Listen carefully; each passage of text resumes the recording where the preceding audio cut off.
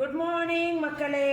So நம்ம ஹெப்லேருந்து வாங்கிட்டு வந்த நண்டு சமைச்சு முடிச்சு அதுக்கு வீடியோ போட்டு முடிச்சாச்சு.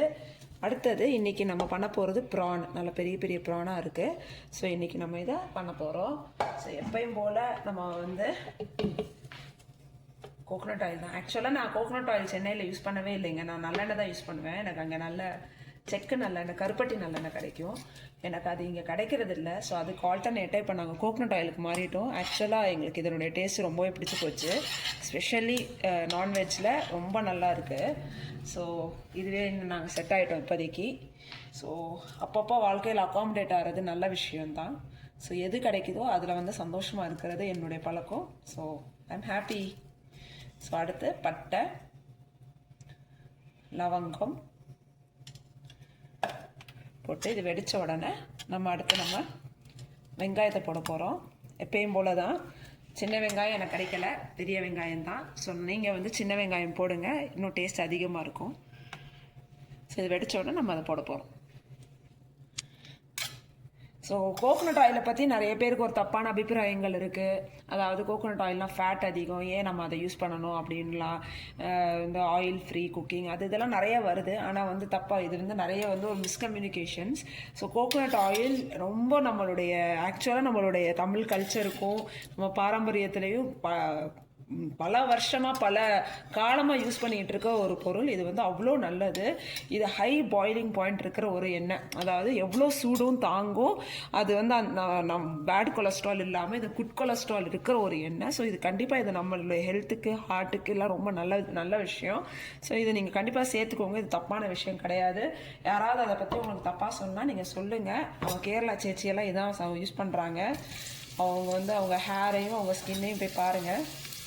சும்மா பலன்னு ஷைனிங் அடிச்சிட்ருக்காங்க. அடுத்து நம்ம வெங்காயத்தை போட்டாச்சு. ஓமனக்குட்டி ஓமனக்குட்டி. ஸோ இன்றைக்கி என் வீட்டுக்காரர் ஒர்க் ஃப்ரம் ஹோம். அதனால் இன்றைக்கி அவரை நான் கேமராமேன் ஆக்கிட்டேன். இல்லை, நான் மட்டும் எப்பயுமே நான் தான் கேமராமேன். இல்லை, நான் நிறைய தடவை நானே தான் பிடிச்சி பண்ணுறேன். எனக்கு எடிட்டிங்கும் தெரியாது, கேமரா பிடிக்கவும் தெரியாது. அதை வச்சுக்கிட்டு வாழ்க்கையை ஓட்டிகிட்ருக்கேன். எனக்கு கிடைக்கிற அந்த 5க்கும் 10க்கும் லைக்குக்கு அந்த ஓரதான் போகிறேன். சரி போவோம் அப்படின்னு மாதிரி. இப்போ அந்த ப்ரான் நல்லா பெருசாக இருக்குது. ஸோ நான் முழுசாக போட போகிறதில்ல. எனக்கு அவ்வளோ பெரிய பெரிய ப்ரான் சாப்பிட பிடிக்காது. என் வீட்லேயும் யாருக்கும் அந்த மாதிரி பிடிக்காது. ஸோ நாங்கள் அதை குட்டி குட்டியாக கட் பண்ணிக்குவோம்.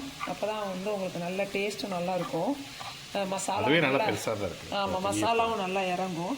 ஸோ அதனால் நான் அதுக்கேற்ற மாதிரி சைஸுக்கு ஏற்ற மாதிரி 3-2 கட் பண்ணிக்குவேன். அதில் ஏற்கனவே எல்லாம் நார், தோல் எல்லாமே க்ளீன் பண்ணி பக்காவாக தான் வச்சுருந்தாங்க. நேற்று நான் வாங்கிட்டு வந்தது. நான் வெறும் கழுவி யூஸ் பண்ணுறேன், அவ்வளோதான். இது நான் ஹெப்லேருந்து வாங்கினேன். ஸோ இந்த மாதிரி ஒரு சில விஷயங்கள்லாம் எது எங்கே கரெக்டாக கிடைக்குன்றதை நாங்கள் நோட் பண்ணி வச்சுக்கிட்டதுனால எப்படி எங்களுக்கு ஒரு 3 மாதம் ஆச்சுங்க இதெல்லாம் கற்றுக்கிறதுக்கு, எது எங்கே கிடைக்கும்னு. அதனால் ஒரு வாரம் வீக்கெண்ட் ஆனால் நாங்கள் கண்டிப்பாக வால்மார்ட்டுக்கு போயிடணும், ஹெப்புக்கு போயிடுவோம், அந்த ஒயாசிஸ் ஷாப்புக்கு போயிடுவோம், காஸ்கோ போயிடுவோம்.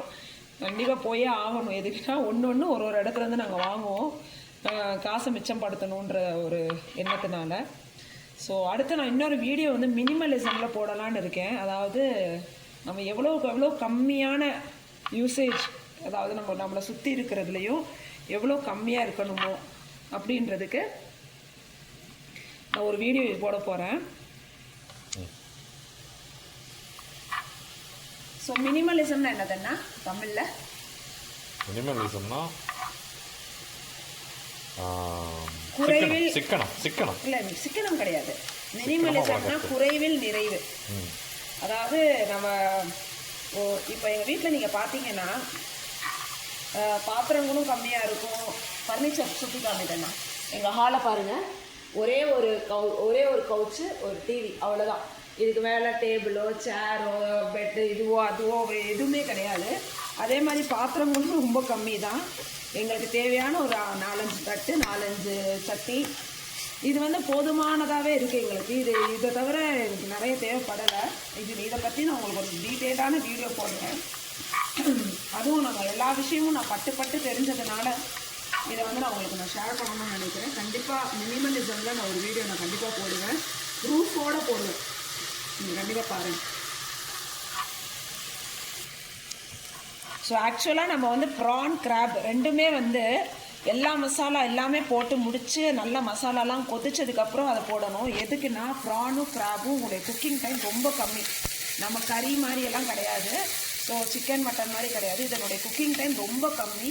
ஒரு 10 நிமிஷத்துக்கு மேலே நீங்கள் வச்சிங்கன்னா அது ரப்பர் மாதிரி ஹார்ட் ஆயிடும். ஸோ அதனால் நம்ம எல்லா மசாலாவும் போட்டு மசாலாலாம் நல்லா வெந்ததுக்கப்புறம் லாஸ்ட்டாக தான் நம்ம எப்படி நேற்று ப்ரான் போட்டோமோ அதே மாதிரி எப்படி கிராபு போட்டோமோ நண்டு எப்படி போட்டோமோ லாஸ்ட்டாக அதே மாதிரி தான் ப்ரானும் போட போகிறோம். இப்போ நல்லா வதங்கிருச்சு. இப்போ நம்ம இஞ்சி பூண்டு பேஸ்ட்டு போட போகிறோம்.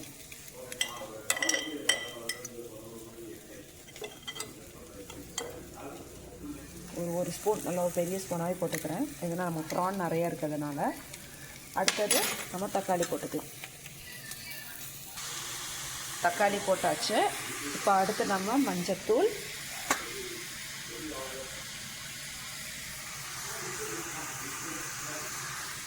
கரம் மசாலா,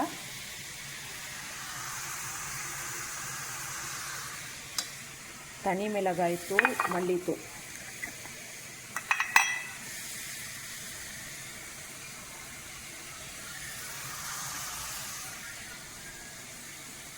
காரத்துக்கு ஏற்ற மாதிரி உங்கள் வீட்டில் எவ்வளோ காரம் சாப்பிட்றாங்களோ அதுக்கேற்ற மாதிரி போட்டுக்கோங்க. மல்லித்தூள்.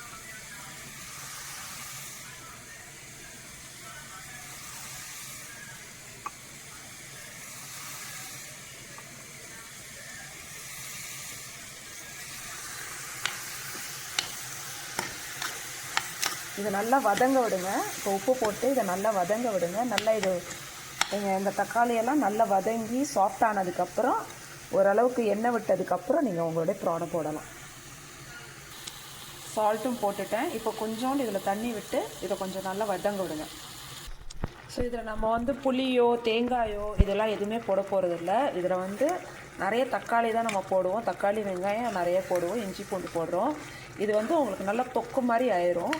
ஸோ இதுக்கு ப்ரான் தொக்குன்னு பேர். நீங்கள் ரைஸோடு கொஞ்சோண்டு சேர்த்து சாப்பிட்லாம்.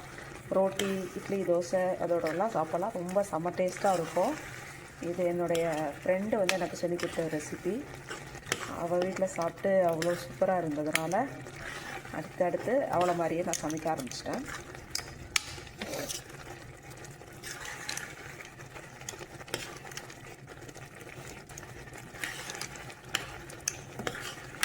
இது நிறைய மசாலாங்களை வறுத்து அரைச்சி பண்ணி அந்த மாதிரிலாம் போட்டு பயங்கரம் பண்ணி அந்த மாதிரிலாம் கூட நான் ட்ரை பண்ணியிருக்கேன். ஆனால் எனக்கு என்னமோ அந்த டேஸ்ட்லாம் அவ்வளோ பிடிக்கலை. அது மாதிரி ஓல்டு வார மாதிரியும் அது வந்து அந்த மசாலாவுடைய ஃப்ளேவரெல்லாம் நம்மளுடைய ப்ரானுடைய ஃப்ளேவர் அமுக்கிற மாதிரி ஆகிடுது. ஸோ முடிஞ்ச அளவுக்கு சட்டிலாக வச்சுக்கோங்க. அப்போ தான் நீங்கள் என்ன மெயின் இன்க்ரீடியன்ட் போடுறீங்களோ அதனுடைய ஃப்ளேவர் நல்லா வரும்.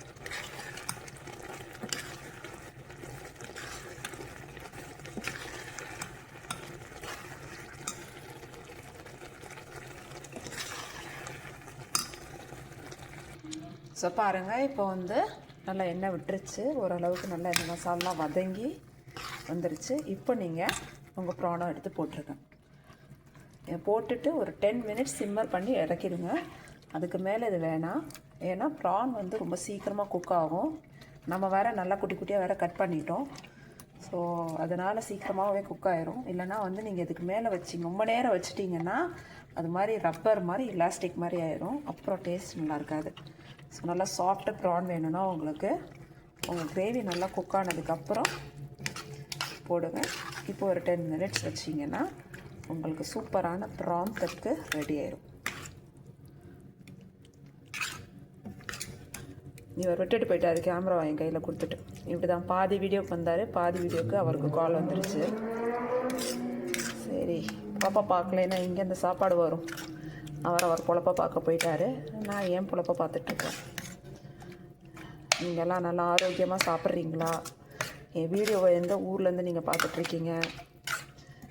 உங்கள் வீட்டில் வந்து ப்ரான் எப்படி சமைப்பாங்க? உங்கள் பசங்களுக்கு பிடிக்குமா? அப்படின்ற விஷயங்கள்லாம் என்கிட்ட பகிருங்க. எனக்கு நிறைய ஃப்ரெண்ட்ஸ் எல்லாம் கிடையாது. ஸோ நான் மெயினாக சோஷியல் மீடியாவில் யூடியூப்பில் வந்தது காரணமே வந்து பேசுகிறதுக்கு ஆள் இல்லாமல் தான் வந்திருக்கேன்னு நினச்சிக்கோங்களேன். அதனால் பேசுங்க, நல்லபடியான நல்ல விஷயங்களை பகிருங்க. தப்பான எண்ணங்களை பகிர்றதுக்கு நான் விரும்பலை, அதை நான் அப்ரிஷியேட்டும் பண்ண மாட்டேன். ஸோ 10 மினிட்ஸ்க்கு அப்புறம் பார்க்கலாம். பாருங்கள், இப்போ நம்ம போட்டு கொஞ்சம் நேரம் ஆயிடுச்சு, 10 மினிட்ஸ் ஆயிடுச்சு. நம்ம போட்ட ப்ரான் அப்படி சுருண்டு வந்துடுச்சு. அப்போ தான் இதெல்லாம் வெந்துருச்சுன்னு அர்த்தம். அவ்வளோதான், முடிஞ்சது. இப்போ நம்ம ஆஃப் பண்ண வேண்டியதான். இதை அப்படியே நீங்கள் விட்டிங்கன்னா கொஞ்சம் நேரத்தில் அதுவே இன்னும் நல்லா இறுகி நல்லா தொக்கு கன்சிஸ்டன்சிக்கு நீங்கள் போட்டு இப்போ பாருங்கள் தொக்கு மாதிரி தான் இருக்குது. இன்னும் போட்டு சாப்பிடும்போது இன்னும் நல்லா திக்காயிரும். நேற்று நம்ம கிராப் கறியும் அப்படி தான் வந்து அப்படியே சூட்டிலே அப்படியே இன்னும் நல்லா இறுகிச்சு. சாப்பிடும்போது பயங்கர டேஸ்ட்டாக இருந்தது. பசங்கள்லாம் பயங்கரமாக இன்ட்ரெஸ்ட்டாக சாப்பிட்டாங்க. ஸோ இன்றைக்கி ரெடியாக போயிருக்கான் ஸ்கூலுக்கு. சிக்கன் ஃப்ரைட் ரைஸ் தான் எடுத்துகிட்டு போயிருக்கானுங்க. ப்ரான் கறி வீட்டுக்கு வந்தோடனே ரெடியாக இருக்கணும்னு சொல்லிட்டு போயிருக்கானுங்க. அவனுங்களுக்கு ரொம்ப பிடிக்கும். ஸோ ரெடி பண்ணி வச்சாச்சு. அடுத்த சமையல் வீடியோவில் உங்களை நான் பார்க்குறேன்.